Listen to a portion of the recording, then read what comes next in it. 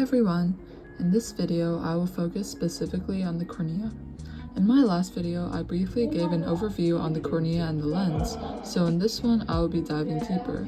Let's get started right away.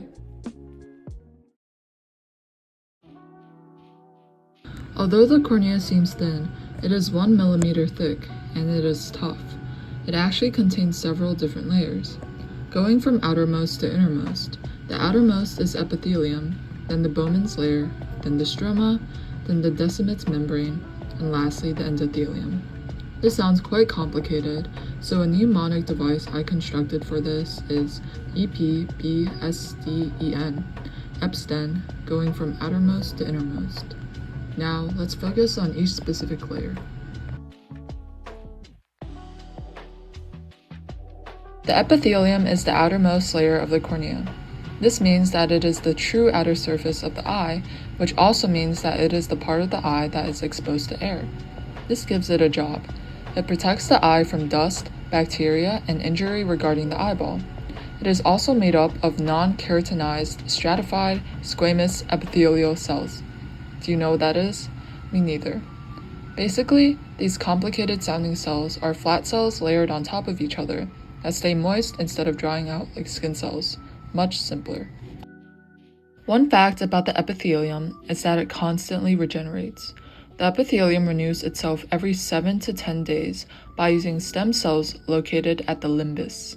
The limbus is the border area where the cornea meets the sclera, which is the white part of the eye. A second fact is that the smooth surface of the epithelium helps focus light. A smooth, healthy epithelium provides a clear surface for light to enter the eye and helps focus it on the retina. Lastly, the epithelium does not have any blood vessels. Just like the cornea, the epithelium is avascular, so it lacks blood vessels. The Bowman's layer is a smooth acellular layer of the cornea. It plays an important role in maintaining corneal structure and transparency. It also serves as the second line of defense, as the epithelium is the first. This means that it is clear and easy to see through. One fact about the Bowman's layer is that it is about 8 to 14 micrometers thick, and this makes it very thin. I inserted an image over here to see it at a better degree. A second fact is that it is not regenerated if damaged, so injuries may result in scarring. It has no living cells capable of healing or regenerating the tissue. Lastly, it acts as a protective barrier against infections or trauma, but once the infections enter, it cannot fight it. It is a tough, dense sheet of collagen fibers. Collagen fibers are abundantly strong, flexible protein strands. They're especially important in tissues that need strength and structure, like the Bowman's layer, since it needs to keep out infections from reaching past the cornea. Although it can regenerate in the skin, bone, and stroma, we will get to that next. It cannot regenerate in the Bowman's layer because it is not actually made of cells, meaning it doesn't have any cells to actually regenerate the proteins. Quick fun fact, this layer is named after Sir William Bowman, an English ophthalmologist and anatomist who first identified and described it. Moving deeper into the cornea, we have the stroma. The stroma is the thickest layer of the cornea, making up about 90% of its total thickness.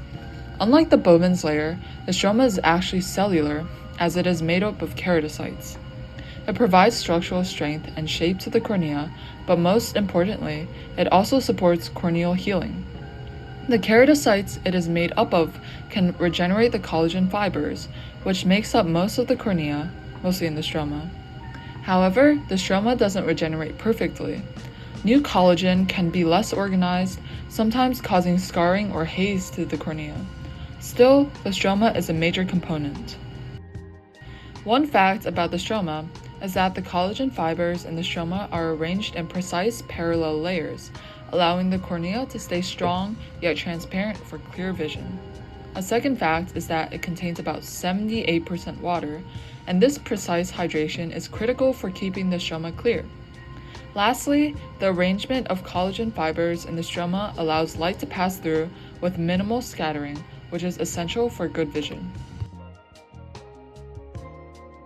The descemet's membrane is a specialized acellular basement membrane that forms the fourth layer of the human cornea.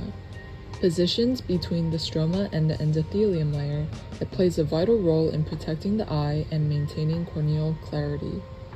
Unlike most tissues, however, this membrane is unique because it thickens throughout your entire life, essentially acting as a biological record of the corneal endothelium's activity. By this, I mean that the membrane can help ophthalmologists date a disease developed in, for example, the endothelium.